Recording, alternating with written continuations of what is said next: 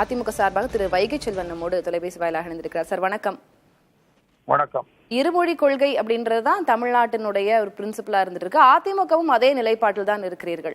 இருமொழி கொள்கை தான் மாநில அரசினுடையது, மும்மொழி கொள்கை நமக்கு வேண்டாம் என்பதுதான் அதிமுகனுடைய நிலைப்பாடாகவும் இருக்கிறது. இப்போ மத்திய அமைச்சர் தர்மேந்திர பிரதான் ஒரு பதில் கடிதத்தை எழுதியிருக்கிறார் தமிழக அரசுக்கு. கூட்டாட்சி தத்துவத்திற்கு எதிராக இருக்கிறது ஸ்டாலின் எழுதியிருக்கக்கூடிய கடிதம். மும்மொழி கொள்கை வேண்டாம் என்று சொல்வது நீங்கள் கூட்டாட்சி தத்துவத்திற்கு எதிராக இருக்கிறது என்பதாக ஒரு கடிதம் எழுதியிருக்கிறார். நீங்க எப்படி பாக்குறீங்க, எப்படி புரிஞ்சுக்கிறீங்க?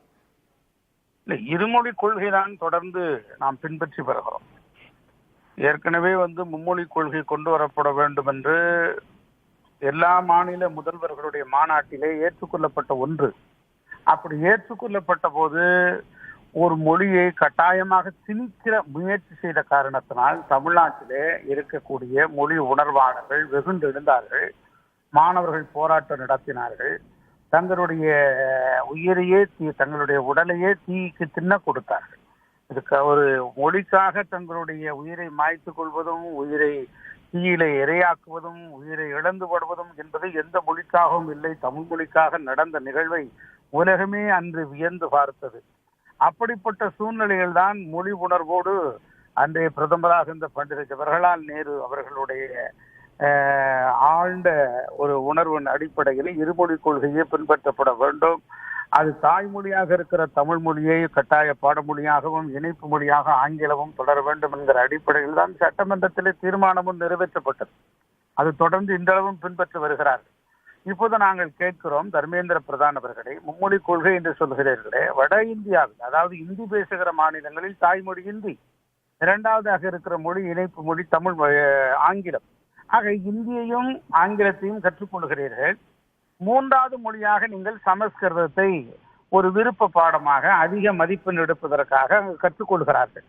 ஆக இந்த இந்திய மொழியில் இருக்கிற அந்த 22 மொழிகள் இருக்கக்கூடிய அட்டவணை மொழிகளில் இந்தியை வேண்டாம், வேறு மொழிகளையாவது நீங்கள் கற்றுக்கொள்ளுங்கள் என்று சொல்வது ஒரு சூழ்ச்சியின் அடையாளம். நீங்கள் அருகில் இருக்கக்கூடிய கன்னடத்தையோ மலையாளத்தையோ அல்லது தெலுங்கையோ வேறு போஜ்பூரியோ இல்ல வேறு மொழிகளை கற்றுக்கொண்டு வேறு என்ன செய்ய முடியும்? ஆகவே வேறு எந்த மொழியும் கற்றுக்கொள்ள வாய்ப்பில்லை என்ற காரணத்தினால் இந்தி மொழிக்கு அவர்கள் வந்து விடுவார்கள் என்கிற காரணம் தான் இதில் புதிந்திருக்கிறது.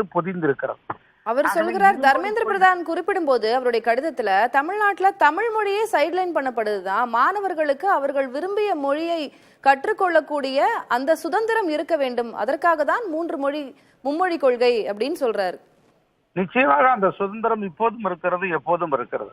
நீங்கள் எத்தனை மொழி வேணாலும் கற்றுக்கொள்ளலாம், அதற்கு யாரும் தடை விதிக்கப் போவதில்லை. திணிப்பதைத்தான் நாங்கள் எதிர்க்கிறோம், கட்டாயமாக்கப்படுவதைத்தான் எதிர்க்கிறோம், அதைத்தான் நாங்கள் வேண்டாம் என்று மறுக்கிறோம். இதைத்தான் நீங்கள் சரியாக புரிந்து கொள்ள வேண்டும். ஒரு சின்ன கோடு தான். இந்த அளவுகோலை சரியாக மத்திய அரசும் மரியாதைக்குரிய தர்மேந்திர பிரதான் போன்றவர்களும் புரிந்து கொள்ள வேண்டும்.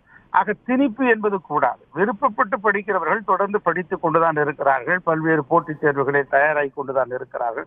கட்டாயமாக்கப்படுகிற போது மொழி சிதைவு ஏற்படும். இன பண்பாடுகள் எங்களுக்கான அடையாளத்தை இழந்து போகிற ஒரு சூழல் ஏற்படும். அதிமுக நிலைப்பாடு அப்படின்ற அடிப்படையில கேட்கிறேன். திமுக அரசும் இதைத்தான் வலியுறுத்துகிறார்கள், காட்டமான விமர்சனங்களையும் முன்வைக்கிறார்கள்.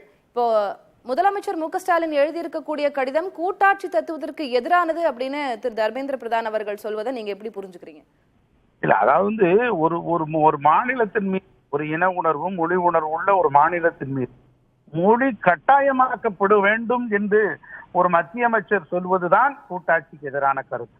அப்படி ஒரு மத்திய அமைச்சர் சொல்லலாமா? மொழி உணர்வோடு, மொழி கொள்கையோடு, மொழி இன பண்பாடுகளோடு நடந்து கொள்கிறவர்களை உங்கள் சுதந்திரமாக நீங்கள் அனுமதிக்க வேண்டும். அதை விடுத்து இல்லை நீங்கள் கட்டாயமாக மும்மொழி ஏற்றுக்கொண்டால் தான் உங்களுக்கு நிதி தருவோம் இல்லது வேறு போன்ற பல்வேறு அழுத்தங்களை கொடுப்பது அதுதான் கூட்டாட்சி தத்துவத்துக்கு எதிரான கருத்து என்று நாங்கள் நம்புகிறோம். ஆக இது ஒரு அரசியல் நாகரிகமற்றது, இறையாண்மைக்கு உரசி பார்க்கிற செயலாக நாங்கள் பார்க்கிறோம். இருமொழி கொள்கைதான் தொடரப்பட வேண்டும். விருப்பப்பட்டால் எத்தனை மொழிகளினாலும் கற்றுக்கொள்ளலாம் என்பதுதான் எங்களுடைய கருத்து. மும்மொழி கொள்கையை எதிர்த்து பல்வேறு தளங்களிலும் காட்டமான விமர்சனங்கள், வலியுறுத்தல்கள் எல்லாம் முன்வைக்கப்படுகிறது. மத்திய அரசை எதிர்க்கிறார்கள். அதிமுக சார்பாக வலியுறுத்தல்கள் செய்றீங்க, ஆனா விமர்சனமோ ஒரு அதீதமான அழுத்தமோ இதுவரைக்கும் கொடுக்கப்பட்டதாக நீங்க உணர்றீங்களா? இன்று கூட எங்கள் பொதுச் செயலாளர் எடப்பாடி அவர்கள் வந்து உலக தாய்மொழி தினமாக இன்று இருக்கிறதை, இருமொழி கொள்கையை காப்போம், நாங்கள் வந்து இன்னல்களை தருகிற எந்த மொழிகளையும் ஏற்க மாட்டோம் என்று ட்வீட் செய்திருக்கிறார். பரபரப்பாக இன்று பேசப்பட்டுதான் வருகிறது. உள்ளத்தில் தமிழ், உலகத்துக்கு ஆங்கிலம், அதெல்லாம் புரிந்து கொள்ள முடிகிறது. ஆனாலும் மத்திய அரசை எதிர்த்து ஒரு காட்டமான விமர்சனமோ கண்டித்து கண்டன தீர்மானமோ அது போன்ற எதையும் பார்க்க முடியலையே. நிச்சயமாக அடுத்தடுத்து பார்க்கலாம். நன்றி திரு வைகை செல்வன், இணைப்பில் வந்து பேசுவதற்கு, உங்களுடைய கருத்துக்களை பகிர்ந்து கொண்டமைக்கு.